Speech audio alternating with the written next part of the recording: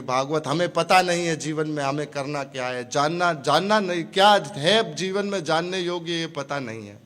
एक भगवान को जीवन में धारण कर लेने से सारी समस्याएं समाप्त हो सकती है। सिर्फ एक भगवान, बाकी सब शून्य है, परंतु एक के बिना शून्य सिर्फ किसी काम का नहीं रह जाता। एक चाहिए भगवान। पहले जानने के विषय में एक छोटी कथा आती है। एक लकड़हारा हुआ, वो जंगल में रोज लकड़ी काटने के लिए जाया करते थे और लकड़ी काट कर आते थे और अपने 2-3 दिन 4 दिन जो उस लकड़ी को बेचकर और खाने पीने की वस्तुओं को उससे बनाकर उनका जीवन जो है यापन अपना करते थे। रोज जाते थे लकड़ी काटने के लिए, हर 2-3 दिन में लगभग उनका जाना होता था और जहां से वो लकड़ी काट कर लाते थे वहां एक ऋषि बैठे होते थे पेड़ के नीचे, सामान्य कपड़ों में, एक धोती पट्टी पहनकर, और ऊपर कुछ भी कटी प्रदेश में नहीं पहना होता था। वो बैठे होते थे और वहां अपनी भजन में बैठे रहते थे। ये लकड़हारा रोज जाता था यहाँ लकड़ी लेने के लिए, हर 2 दिन में जाते थे। और ऐसा जब महात्मा रोज देखते थे, महात्मा का काम होता है जगाना, गाना बजाना, मनोरंजन करना महात्माओं का कार्य नहीं है, जगाना, चूंटी मारकर जगाना। तो एक दिन महात्मा ने पूछ लिया उनसे कि आप लकड़ी तो रोज लेकर जाते हो, आपका जीवन यापन 2-3 दिन तक इससे चलता है, यदि मैं आपको ये बताऊं कि आप थोड़ा आगे और जाइए इस जंगल में, वहां चांदी की खदानें हैं। लकड़हारा कहता है कि मैं इस जंगल को जानता हूँ, मेरा दादा इस जंगल को जानता था, मेरा परदादा भी इस जंगल को जानता था, परंतु यहाँ चांदी की खदानें हैं ऐसा संभव है नहीं। लेकिन फिर विचार करते हैं कि एक बार देख लेने में हर्ज ही क्या है। ये लकड़हारा वहाँ से आगे जाते हैं और जहाँ महात्मा ने बताया था वहाँ पर जाकर देखते हैं तो चांदी की खदानें थी। अब ये चांदी की खदानों में लिप्त हो गए, अपना जीवन 15-15 दिन, 20-20 दिन इनके निकल जाते थे और चांदी बेच देते थे। बहुत अच्छा जीवन यापन चलने लगा, रोज़ जाते थे, हर 15-20 दिन, महीने में जाके वहाँ से चांदी निकाल लाते थे, अपना जीवन चलाते रहते थे। अब महात्मा फिर आ गए साधु। अब साधु आकर कहते हैं कि अरे मूर्ख, तू इसी चांदी में लिप्त हो गया। कहते हैं महात्मा अब इससे ज़्यादा क्या है, मेरा जीवन यापन पहले 2-3 दिन का चलता था, अब तो महीना महीना गुजर जाता है, इस चांदी को बेचकर मैं अपना जीवन चला लेता हूँ। महात्मा कहते हैं फिर भी यदि मैं तुझे ये बताऊं कि इससे आगे थोड़ा और जा जंगल में, वहाँ सोने की खदानें हैं। अब विश्वास भी पूरा था, अब कोई संदेह का जो है कोई ऐसी बात बची नहीं थी कि संदेह किया जा सके, क्योंकि चांदी की खदानें पहले ही महात्मा के कहने पर मिल चुकी थी। अब वहाँ वो दोबारा आगे जाते हैं तो सोने की खदानें मिलती है। अब सोने की खदानें मिली, सोने में लिप्त होकर रोज सोना ले आते थे, हर और 6-6 महीना निकल जाता था, हर 6 महीने में जाकर सोना लेने आते थे और आराम से जीवन यापन करने लगे। सोना बेचकर अब थोड़ा सा धन भी आ चुका था। सोना तो स्वर्ण तो अपने आप में ही धन है और कलयुग का विशेष निवास है इस स्वर्ण में। तो स्वर्ण लेकर अपना जीवन अब बहुत अच्छे से यापन करने लगे। जब 6 महीने में जाते थे तो साधु एक बार फिर आ गए। अब साधु का काम जगाना होता है। साधु ने फिर कहा आप यहाँ फिर इसी स्वर्ण में लिप्त हो गए, मूर्ख आप इसी में लिप्त होकर चले गए। कहता है साधु स्वर्ण तो बहुत है, इससे ज़्यादा क्या चाहिए। कहता फिर भी यदि मैं तुम्हें ये बताऊं कि इससे आगे थोड़ा और जाओ, वहाँ हीरे की खदानें हैं। अब विश्वास में तो कोई कमी थी नहीं, ये चले जाते हैं, वहाँ पर हीरे की खदानें मिल जाती है। वापस आता है अपने यहाँ, सालों बीतने लगते हैं, बड़े बड़े महल खड़े कर देता है, बाहर रथ खड़े कर देता है, रानी दासियाँ और घोड़े, बहुत से पशु बड़े बड़े, उसने बहुत सारे उद्यान बनाकर रहने लगा महल की तरह। और साधु फिर आ गए। अब साधु आकर कहते हैं अरे मूर्ख तू अभी फिर इसी हीरे में लिप्त हो गया। अब साधु से क्या बोले, अब अहंकार भी पूरा था, सब कुछ आ चुका था, अहंकार में कोई कमी नहीं थी। तो साधु से कहता है साधु अब इस हीरे से ज़्यादा इस धरती पर क्या है जो तू मुझे दे सकता, और मैं ये कहूँ कि इस हीरे से ज़्यादा कुछ है भी तो मुझे नहीं चाहिए। अब क्या चाहिए इससे ज्यादा? इस हीरे को मैंने पा लिया है, अब इससे ज्यादा मुझे कुछ चाहिए भी नहीं। तू जा साधु, तेरा कोई अब काम नहीं है, तूने जो बताया मैं उससे संतुष्ट हूं, मेरा जीवन चलने लगा। तब साधु ने यहाँ पर एक प्रश्न पूछा है बहुत सुंदर। आप में किसी के मन में आया प्रश्न ये?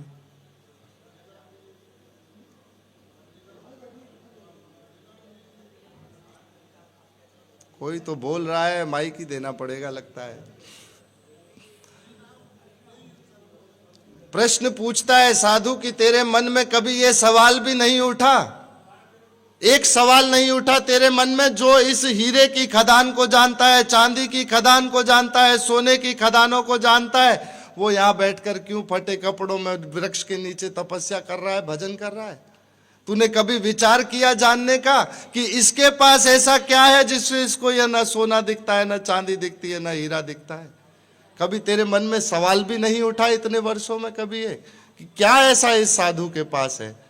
तब उसका हृदय बहुत द्रवित होता है और कहता है, साधु मैं क्षमा चाहता हूँ, आप मुझे बताइए इससे ज्यादा क्या है? साधु भी कुछ नहीं कहते हैं, साधु कहते हैं इससे ज्यादा तू जानना चाहता है क्या? इससे ज्यादा कुछ है भी नहीं, इससे ज्यादा मैं स्वयं हूँ, इससे ज्यादा वो परम तत्व है, भगवान है, परमात्मा है, जिसकी भक्ति में लीन रहता हूँ। ना मुझे सोना दिखता है, ना चांदी दिखती है, ना हीरा दिखता है। तो जीवन में जानने की आवश्यकता है हमको कि क्या है। और मृत्यु जीवन में सदैव ऐसी चीज है जो सभी को आनी है। हर एक जीवन में मृत्यु आपको मिलेगी। मृत्यु के संदर्भ में आता है, एक सूफियों में कहानी आती है कि एक राजा अपने मखमल की सैया पर आराम कर रहे थे और आराम करते हुए राजा को नींद नहीं आ रही थी, सुकून नहीं मिल रहा था। वहाँ पर एक गंभीर आवाज़ होती है और वहाँ पर वो आवाज़ बोलती है, राजा मेरा ऊँट खो गया है, मुझे मेरा ऊँट खो ढूंढ कर दीजिए। राजा कहता है, कैसा मूर्ख है, इस राजमहल में मेरे निजी कक्ष में तुझे ऊँट मिलेगा? तेरी खोज बिल्कुल गलत है, तू जाकर रेगिस्तान में ऊँट ढूंढ, वहाँ तुझे ऊँट मिल जाएगा।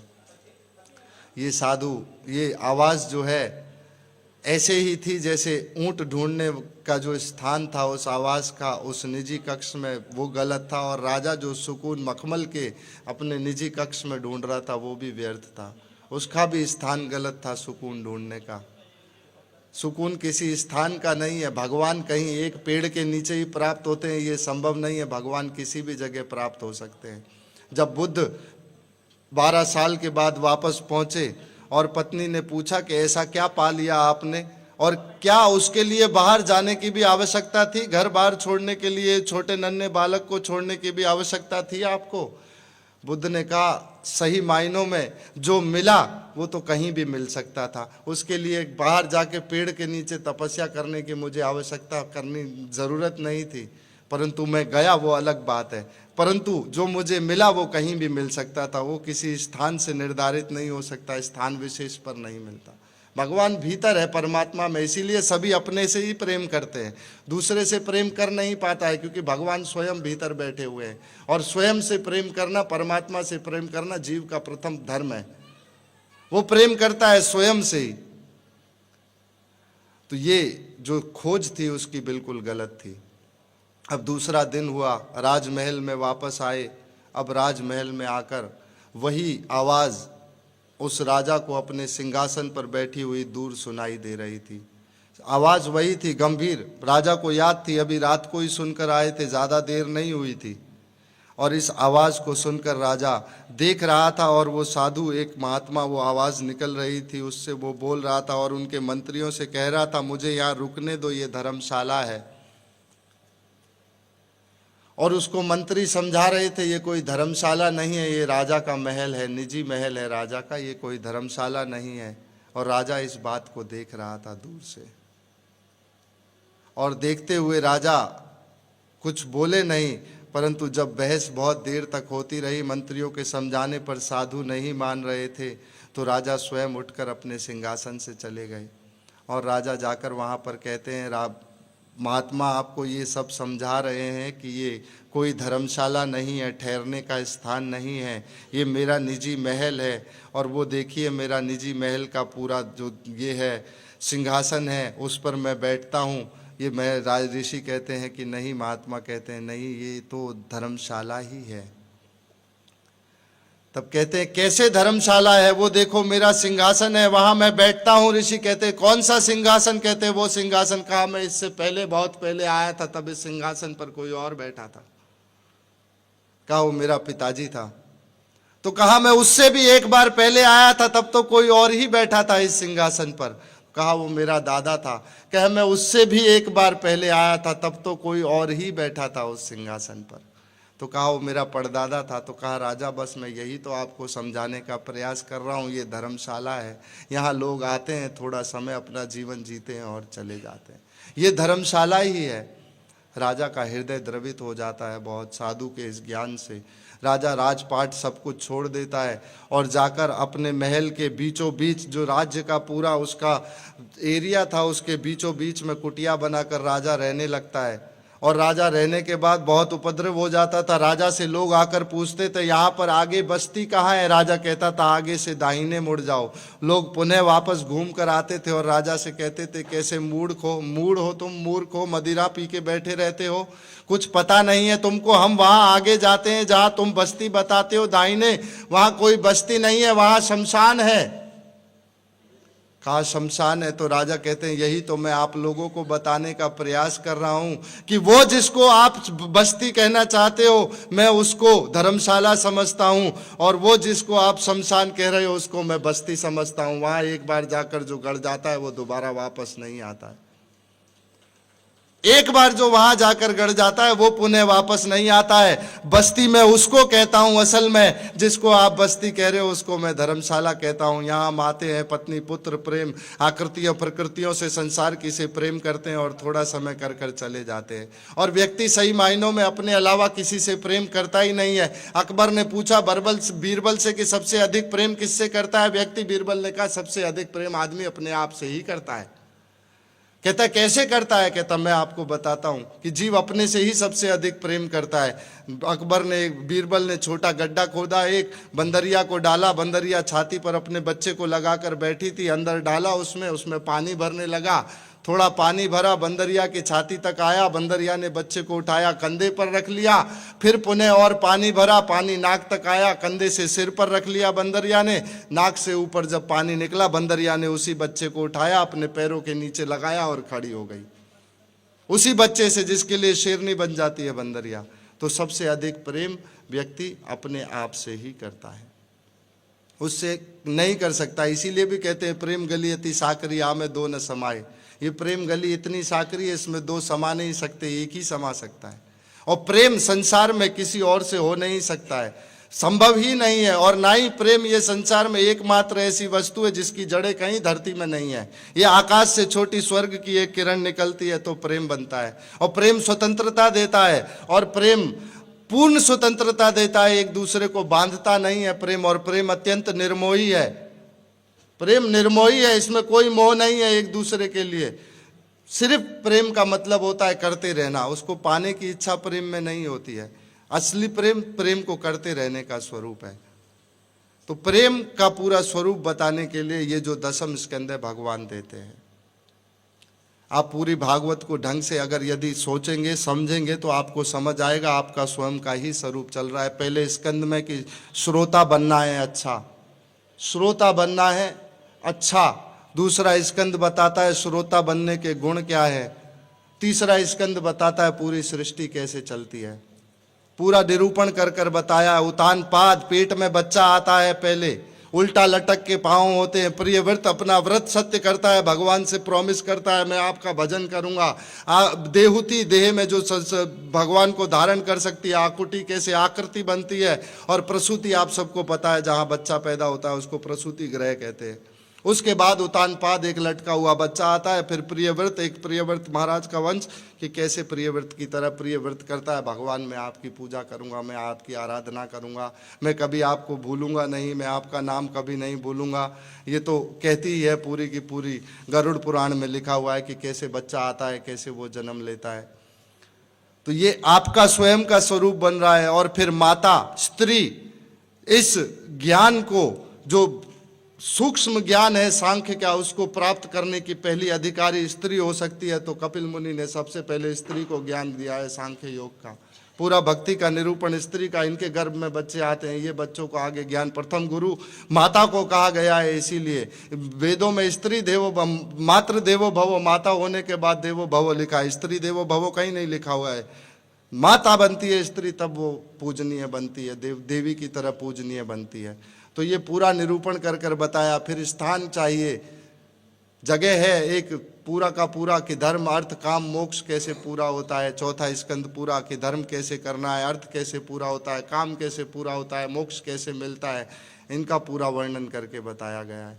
पांचवा स्कंद स्थान चाहिए भगवान को करने के लिए, कैसे दीप प्रकट होते हैं, कैसे जगह बनी, कौन कौन सी चीज़ें सही हुई, ये सब कुछ बताया है। चौथे में पृथु महाराज पूरा टाउनशिप बसाएंगे, स्टैब्लिश करेंगे, सरोवर बसाएंगे, सिटी बसाएंगे, जगह बसाएंगे, रहने की स्थान बसाएंगे। और फिर पांचवें में जगह मिलेगी और हमें रहने के लिए। छठे में भगवान पोषण कैसे करते हैं, भगवान ने जीव बनाया है तो उसका ध्यान भी रखना है। तो कैसे नाम के द्वारा पोषण होता है, कैसे अजामिल का नाम के द्वारा पोषण होता है, दक्ष का रूप के द्वारा पोषण करते हैं पुनः, और फिर इंद्र का नारायण कवच के द्वारा भगवान पोषण करते हैं, मरुदगणों का पूजा के द्वारा भगवान दिति के गर्भ में आकर कैसे पोषण करते हैं, कि पोषण का पूरा स्कंद है। फिर कर्म वासनाएं कैसे पूरी होती है, सातवें स्कंद में इसका पूरा निरूपण होता है कि कर्म वासना हमारे भीतर जो है, वासना का अर्थ होता है जैसे अभी आप यहाँ पर बैठे हैं, गोलगप्पे का विचार करें और मुंह में पानी आ जाए, इसको वासना कहते हैं। ये पूर्व जन्मों के हमारे जन्म में बहुत से जन्मों तक भरी हुई है हमारे भीतर, तो इसको वासना कहते हैं। ये कर्म वासना कैसे पूरी होती है कि कैसे हिरण्यकशिपु और भगवान कैसे कि किसी असुर का भी कुल है तो भगवान सहायता करते हैं और भगवान अवतार लेकर बचाने के लिए आते हैं स्वयं। फिर आठवां स्कंद, ये पूरी सृष्टि भगवान ने तैयार कर कर यदि बना दी है तो इसके लिए रत्नों की भी आवश्यकता होगी, जीने के लिए सामग्री की आवश्यकता होगी। तो समुद्र मंथन कर कर पूरा बताते हैं। ये भी बताते हैं कि मैं पशु के शरीर में भी गज और ग्राम है, गजेंद्र की भी रक्षा करता हूँ, पशु के शरीर में भी मेरी स्तुति कर सकते हो तो मैं रक्षा करने के लिए आता हूँ। और फिर पूरा समुद्र मंथन है जिसमें सारे रत्न निकाल कर भगवान ने दिए हैं कि ये लीजिए सारे रत्न पृथ्वीवासियों, अब इस संसार में आप आगे बढ़िए। और फिर नवम स्कंद में पूरा ये वर्णन कर कर बताया है कि पूरे इस छत्र पूरी एक छत्र पृथ्वी के सारे राजाओं में, त्रिलोक में घूमने वाले सारे अधिपति, विश्व क्षत्रिय राजा, ऐसे अद्भुत बड़े बड़े महान राजाओं का वर्णन है, इतने तेजस्वी राजाओं का वर्णन है, और सारे भगवान के भक्त हो जाते हैं कि भगवान की भक्ति करना ही सबसे उत्तम साधन है। सभी ने जाकर सब कुछ छोड़कर वन में जाके भक्ति करने का ही प्रयास पहला किया कि सब कुछ छोड़ दो, भक्ति करो। और तब सब ने जब प्रार्थना की भगवान फिर आप हमें बताइए आप करते क्या हो, तो करते क्या है भगवान, ये दसम स्कंद में आप दर्शन कर रहे हैं। भगवान माखन चोरी करते हैं, आनंद लेते हैं, रस देते हैं दूसरों को, रास रचाते हैं भगवान, और अजन्मा होकर भी जन्म लेते हैं, अभय होकर भी काल यवन से भागेंगे भगवान। ऐसे भगवान, अद्भुत भगवान के पूरे दर्शन का वर्णन दसम स्कंद में होता है। 11वें स्कंद में आपको मुक्ति का निरूपण कर कर बताते हैं पूरा का पूरा। यदुवंश का संहार कैसे होता है इसका वर्णन है, भगवान कैसे अपने धाम चले गए इसका वर्णन है। और फिर आगे 4 अध्यायों में नव योगेश्वर आएंगे। ये जो नव योगेश्वर है, हरि, कवि, अंतरिक्ष, पिपलायन, प्रबुद्ध, करभाजन, आविर्होत्र, चमस, ये सारे जो है नव योगेंद्र महाराज निमि को उपदेश देंगे। 4 अध्यायों में ये चलेगा। 7, 8, 9 में दत्तात्रेय जी अपने 24 गुरुओं का वर्णन बताएंगे, कैसे पृथ्वी को गुरु बनाया जा सकता है, उससे सहनशीलता सीखी जा सकती है, वायु अलिप्त रहने का आपको दिखाती है, बहती हुई भी सदा जिसमें जो खुशबू होती है उसी में लीन होकर अपनी अलिप्त होकर घूमती है वायु। ऐसे 24 अलग अलग प्रकृति के तत्वों से जो है गुरु बनाएंगे दत्तात्रेय जी, उनका वर्णन है। और 10 से लेके 19 अध्याय तक पर्यंत तक पूरी भगवान कृष्ण के बीच में और उद्धव जी के बीच में संवाद है, जो उद्धव गीता भी कहा जाता है जिसको। इस तरह से ये पूरा का पूरा, और ये निमि महाराज के बीच भागवत धर्म का पूरा निरूपण कर कर नव योगेश्वर बताते हैं। और फिर 12वें स्कंद में आगे चलकर 13 अध्यायों का छोटा स्कंद है, ये 31 अध्यायों का स्कंद है 11वां। और ये जो अध्याय है पूरा 12वां जो स्कंद है इसमें 12-13 अध्याय हैं, जिसमें कौन कौन से राजा आएंगे और आगे चंद्रगुप्त मौर्य तक का भी वर्णन है, यवन कैसे आएंगे इनका वर्णन है। ये जो हिस्ट्री आप पढ़ते हैं ये पूरी लिखी हुई है कि किस तरह से यवन आएंगे, किस तरह से ये फिलॉसफीज हमें मिलेंगी, कौन से ये एरिस्टो आए, सोकरात आए, ये सब कैसे आएंगे, इन सब का वर्णन कर कर पूरा बताते हैं। और 12वें स्कंद के 12वें अध्याय में भागवत का पूरा एक छत्र सार लिखा हुआ है, पूरी भागवत का सार वो कैसे होगा। और 13वें अध्याय में आकर ये बताते हैं कि संकीर्तनम यस्य सर्व पाप प्रणाशनम, की संकीर्तन ही एकमात्र साधन है। कीर्तन नहीं, संकीर्तन, सब लोगों के साथ में कीर्तन करना, ये भागवत का सार है। तो इस तरह से ये 12 स्कंद हमारे ही जीवन का निरूपण कर रहे हैं। क्या चल रहा है, हमारा स्वयं का जीवन है। और भगवान कैसे कार्य करते हैं इसको आप कभी समझ नहीं सकते हैं। एक भगवान के बड़े अच्छे भक्त थे, वैसे बहुत सारा ज्ञान एक साथ भी अच्छा नहीं लगता है। एक निरीक्षक हुए, कक्षा में गए निरीक्षण करने के लिए। अध्यापक बैठे हुए थे, अध्यापक से कहा बच्चे किस तरह से पढ़ रहे हैं, अच्छा पढ़ रहे हैं सब? कहा बहुत अच्छा पढ़ रहे हैं। कहा मैं निरीक्षण करना चाहता हूँ, कुछ प्रश्न इनसे पूछूंगा, मैं देखता हूँ ये कैसे उत्तर देते हैं।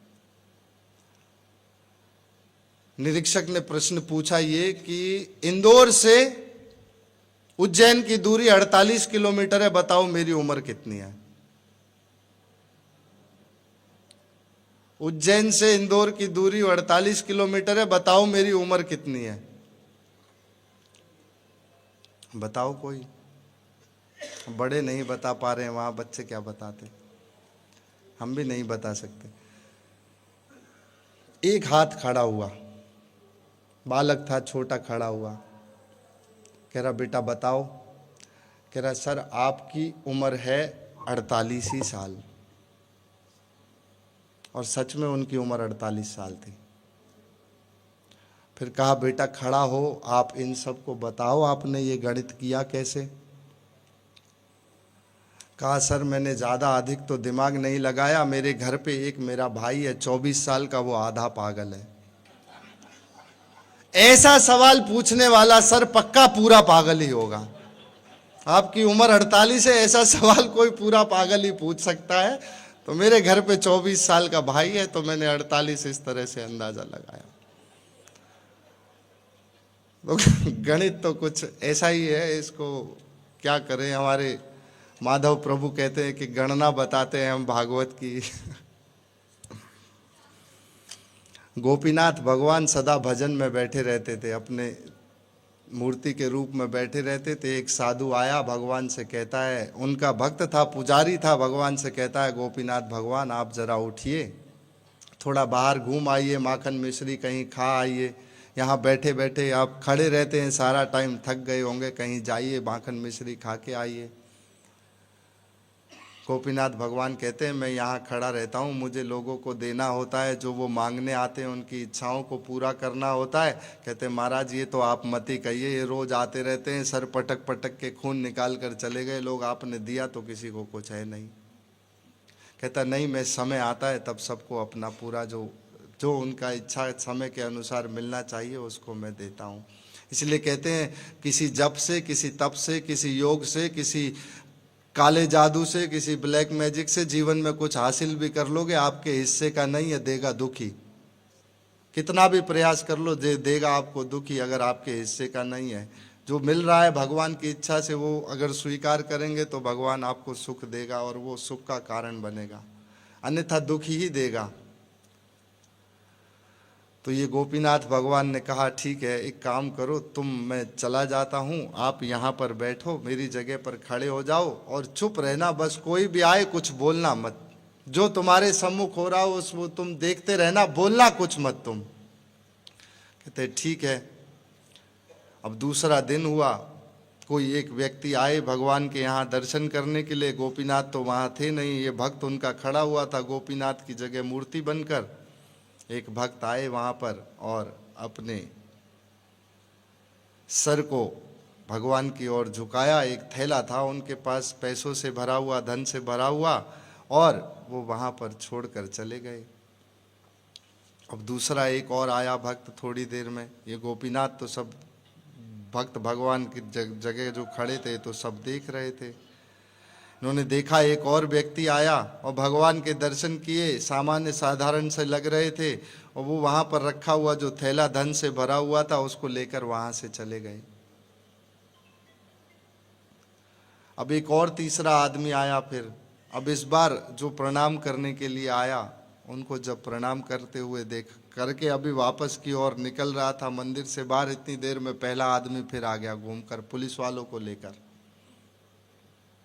कि ये अभी यहाँ पर यही उपस्थित है, इसी ने मेरा जो धन है वो लिया होगा। मैं थैला यहाँ पर भूल कर गया था और इसी ने मेरा लिया होगा।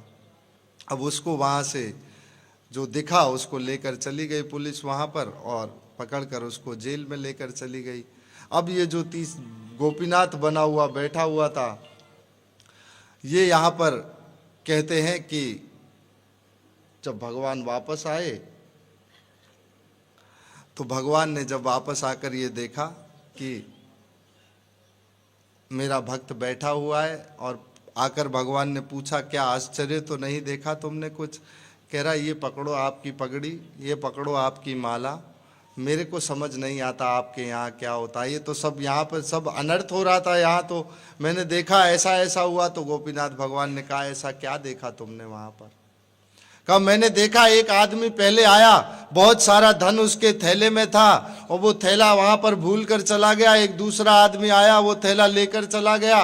तीसरे आदमी को पुलिस पकड़ कर ले गई जिसकी कोई गलती नहीं थी।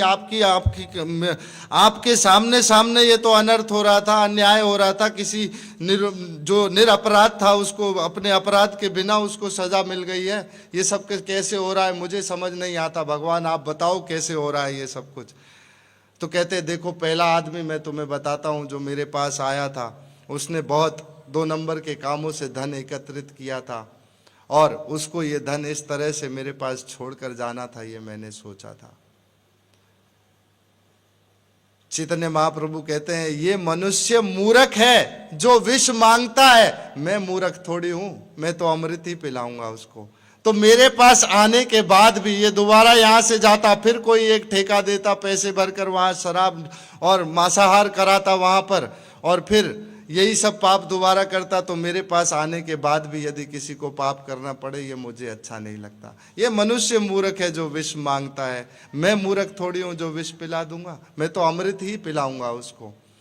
तो इसीलिए मैं चाहता नहीं था ये दोबारा पाप करे, तो उसका ये धन मैंने यहाँ इस तरह से छुड़वाना था मुझे। तो कहा वो भी ठीक है। दूसरा आदमी कहा उसको अपनी बिटिया की शादी करनी थी, धन उसके पास ज़्यादा था नहीं, और उनकी इस तरह से मुझे ये सहायता करनी थी कि बेटे की शादी बेटी की हो पाए इसकी अच्छे से। मैंने ये सहायता उनकी ऐसे की। तो कहा ठीक है, परंतु तीसरे आदमी की तो कोई भी गलती नहीं थी। भगवान कहते हैं तीसरा आदमी आज शाम के जहाज से, पानी के जहाज से जाने वाला था। सुबह अखबार में पढ़ लेना वो जहाज डूब चुका है। उसको मेरे को उसके प्राण ऐसे बचाने थे। जेल में गया है, अपराध है नहीं, आज नहीं कल छूट कर आ जाएगा वापस, परंतु बचाना मुझको उसको ऐसे था। तो भगवान कैसे कार्य करते हैं इसकी हमें कभी भी गणना नहीं कर सकती। भगवान सिर्फ प्रेम ही सिखाने आते हैं। चैतन्य महाप्रभु कहते हैं कि कृष्ण प्रेम नित्य सिद्ध साधो कभी ना होए, श्रृणुता नाम शुद्ध चित्त कर उदय। ये कृष्ण प्रेम किसी साधना से उत्पन्न हो जाए ये संभव नहीं है। इस भगवान श्री कृष्ण की कथाओं को, गुण को, इनकी लीलाओं को आप सिर्फ सुने। श्रृणुताम श्रद्धया नित्यम ग्रहणतश्चता स्वचेष्टतम काले नाति दीर्घे भगवान विशते हृदय। थोड़ा सा भी समय नहीं लगेगा, भगवान आपके भीतर आ जाएंगे। और इन शास्त्रों की सहायता से ही भगवान हमारे को समझ में आते हैं। और ये शास्त्र तो समुद्र की तरह है, इनका जल ना पीने के काम का है, ना कपड़े धोने के काम का है, ना किसी अन्य कार्य के लिए इस्तेमाल हो सकता है। परंतु फिर कोई सूर्य रूपी गुरु या यदि आपको जीवन में मिलेगा तो इसी समुद्र के जल को ऊपर ले जाकर भाप से बादल बनाएगा, फिर जो वर्षा करेगा उससे खाने के भी काम आएगा, पीने के भी काम आएगा, कपड़े धोने के भी काम आएगा। और गुरु भगवान की कृपा से प्राप्त होता है, हमारे स्वयं के प्रयास से प्राप्त नहीं। इजिप्ट के शास्त्र तो ये कहते हैं कि शिष्य जाकर गुरु को ढूंढ ले, ये संभव नहीं हो सकता। गुरु शिष्य के पास क्या ऐसा उसके पास मापदंड है? क्या उसके पास ऐसा दिशा सूचक यंत्र है कि वो जाकर गुरु को खोज ले? क्या मापदंड है गुरु को खोजने का उसके पास? शिष्य ही गुरु खोज ले, उसके पास क्या ऐसा मापदंड है? कोई मापदंड है नहीं। इसीलिए गुरु आकर शिष्य को ढूंढते हैं, और एक सही शिष्य ही आगे सही गुरु बनने को तैयार होता है। जो अच्छा शिष्य बनेगा वो अच्छा गुरु बन जाएगा। तो ये जीवन का सार समझाने के लिए भगवान आते हैं कि कैसे वो कार्य करते हैं और कैसे ये सब कुछ चलता है। और ये अद्भुत लीलाएं भगवान श्री कृष्ण की, ये सब आपको यहाँ पर सुनने को मिलेंगी अब जो आगे चल रही हैं। तो हम कहाँ पर थे? भगवान ने जो बकासुर और अघासुर का पाप का उद्धार कर दिया, तो ब्रह्मा जी नीचे उतर कर आए कि क्या हो रहा है ऐसा। तब फिर आगे ब्रह्म विमोहन लीला को आपने सुना, और ब्रह्म विमोहन लीला के बाद फिर भगवान ने आगे जो थोड़े बहुत और असुर हैं, एक दो उनको मारा है। धेनुका असुर आदि जो असुर हैं उनको मारा है तालवन में जाकर। और फिर इसके बाद कालिया दमन की लीला है, किस प्रकार भगवान ने कालिया नाग का जो उद्धार किया है उसका वर्णन है। फिर कालिया पत्नियों के द्वारा, कालिया द्वारा जो कालिया किस प्रकार यहाँ सौबरी मुनि के श्राप के कारण गरुड़ यहाँ नहीं आ पाते हैं, इसीलिए आकर यहाँ पर यमुना जी में वृंदावन में किसी श्राप का असर है नहीं, वहाँ आकर भगवान कालिया यहाँ पर आकर छुपे हुए थे, उसका वर्णन है। ये रामताल सौबरी मुनि का आश्रम है, देख के आइएगा, बहुत सुंदर जगह है वृंदावन में। इसके आगे फिर बहुत सुंदर और वर्णन है, भगवान के वेणु गीत का वर्णन है। और फिर वेणु गीत के बाद भगवान, उससे पहले इस वृंदावन में जो ग्रीष्म ऋतु है उसका बहुत सुंदर वर्णन है, वर्षा ऋतु का बहुत सुंदर वर्णन आता है। और वेणु गीत के बाद फिर चीरहरण का, भगवान की जो चीरहरण की लीला है, आवरण भंग की लीला इसको कहते हैं। ये आवरण भंग की लीला भगवान करते हैं। इसके बाद आगे आपने कल गोवर्धन लीला का वर्णन सुना। अब गोवर्धन लीला के बाद फिर आगे इसमें 29 से लेके 33 90 अध्याय हैं इसमें कुल मिलाकर। 25वें अध्याय में गोवर्धन लीला है, और फिर 29 से लेके 33 अध्याय पर्यंत तक भगवान के महारास की लीला है कि कैसे पहले गोपियों से भगवान मिलते हैं, फिर भगवान उनको जो विरह देते हैं वो फिर पुनः उन गोपियों को बुलाकर उस विरह को पूरा करते हैं, और फिर महारास का जो आयोजन है वो पूरा होता है। इसके बाद भगवान के कुछ और असुरों का जो है वर्णन है, जो भगवान ने बलराम जी के द्वारा प्रलंबासुर का वध है, इस तरह से और 2-4 असुरों का भगवान वध करेंगे। और इसके बाद अक्रूर जी जब लेने के लिए आएंगे, तो अक्रूर जी के आने पर भगवान यहाँ से फिर आगे मथुरा गमन करेंगे, और फिर 100 वर्षों तक भगवान वृंदावन में नहीं आएंगे आगे।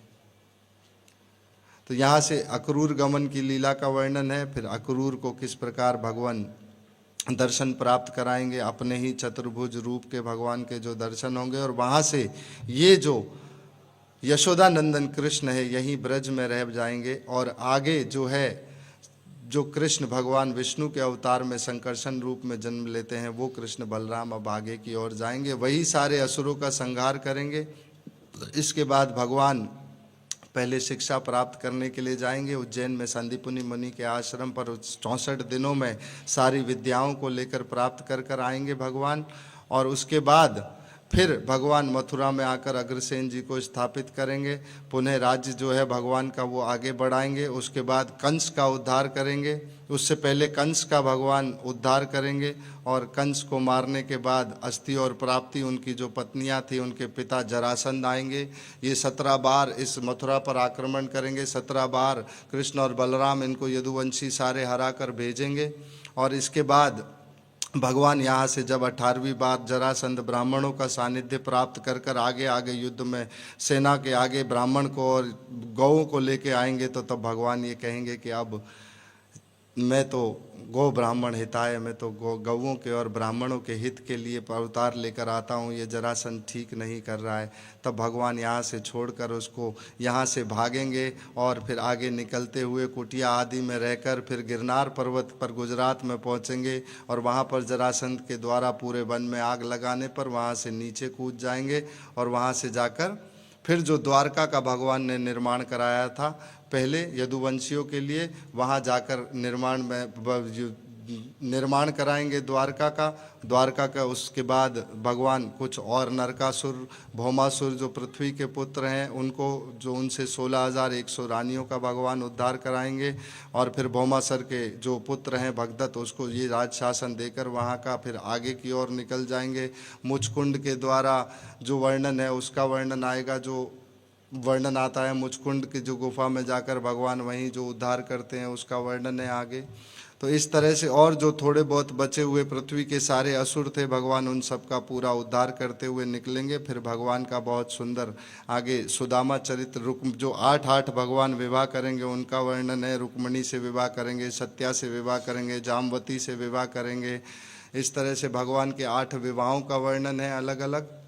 और ये करने के बाद फिर भगवान सुदामा चरित्र का बहुत सुंदर 80-81वें अध्याय में ये सुदामा चरित्र का वर्णन आएगा भगवान का। और फिर भगवान की दिनचर्या का पूरा वर्णन है कि कैसे भगवान की पूरी दिनचर्या चलती है, उसका पूरा वर्णन आता है। और फिर यदुवंश को जो संहार है उसके भगवान जब पूरा ये देख लिया कि इस संसार में मैंने सारे भगवान ने सब कर लिया, जितने असुर ब्रज में मारने थे मार लिए, बाद में जितने असुर कंस आदि सबको मार दिया, जरासंध आदि का भार भगवान ने समाप्त कर दिया, कुरुक्षेत्र का महासंग्राम रचाकर बहुत से लाखों और असुरों को भगवान ने समाप्त कर अभी पृथ्वी का भार समाप्त नहीं हुआ था। तब भगवान यहाँ पर ये विचार करते हैं कि अभी भी यदुवंशियों का भार यहाँ पृथ्वी पर बाकी है।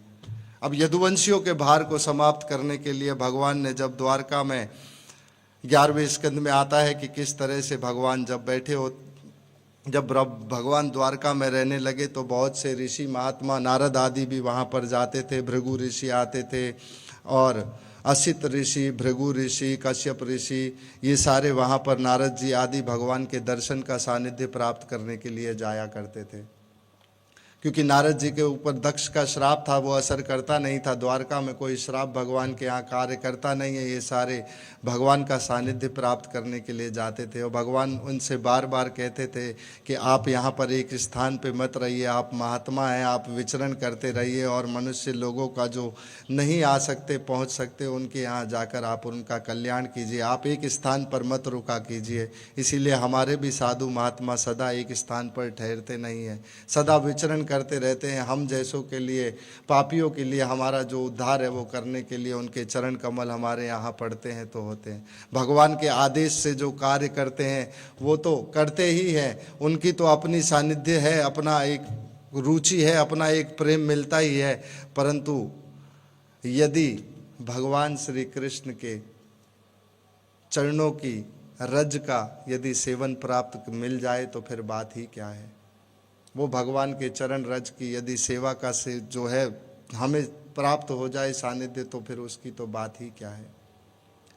फिर भगवान इनसे बहुत कहते थे आप सब जाइए, सब सेवा कीजिए आगे, परंतु ये जाते नहीं थे। नारद आदि फिर किस तरह से यदुवंश का संहार होता है उसका आप वर्णन सुनेंगे। जाम्बवती सांब एक बार पहुँचते हैं, बनावटी प्रणाम करते हैं ऋषि को कि आप बताइए, और पेट में किस तरह से वो गर्भ में अपने साड़ी आदि रखकर मोटा कर कर पेट गए थे। और जामवती नंदन सांब कहते हैं, उनके साथी कहते हैं कि हमारी ये जो नारी है ये इस समय गर्भवती है, आप कृपा करके बताइए इनके क्या होगा, इनको बड़ी पुत्र की लालसा है, आप इनको बताइए क्या होगा। तब ऋषि कहते हैं कि भगवान श्री कृष्ण के आप, क्योंकि 11वां स्कंद प्रारंभ होता है भगवान परीक्षित महाराज के प्रश्न से। 10वें स्कंद के आते आते परीक्षित महाराज ने यही प्रश्न पूछा कि यदुवंश का संहार कैसे हुआ।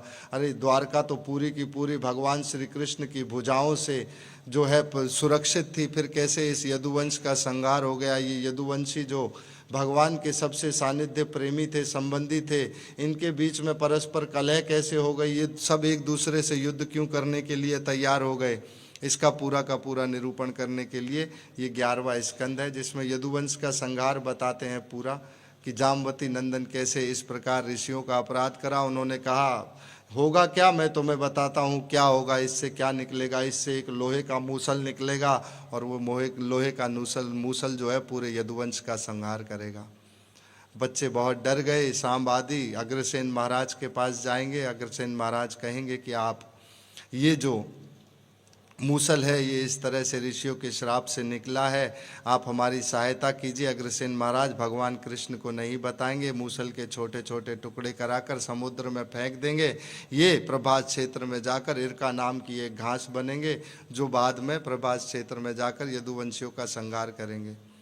और यहाँ दूसरी ओर जब ये करने के लिए और एक टुकड़ा जो है छोटा सा, वो एक मछली निगल लेगी और उस मछली के निगलने के बाद वो टुकड़ा एक बहेलिया ले लेगा, अपने बाण की नोक पर लगा लेगा, जिससे फिर आगे भगवान श्री कृष्ण का जो वट वृक्ष के टेका देकर भगवान उल्टे पाँव को सीधे पाँव पर रख कर बैठे हुए थे, वहाँ पर जाकर उद्धव जी को भगवान ये बताएंगे। उद्धव जी जो पूरा भगवान उद्धव को भागवत का जो स्वरूप का दर्शन कराएंगे, जहाँ मैत्रेय ऋषि फिर आएंगे, जिसका तीसरे स्कंद का वर्णन आप सुनते ही हैं विदुर मैत्रेय संवाद में।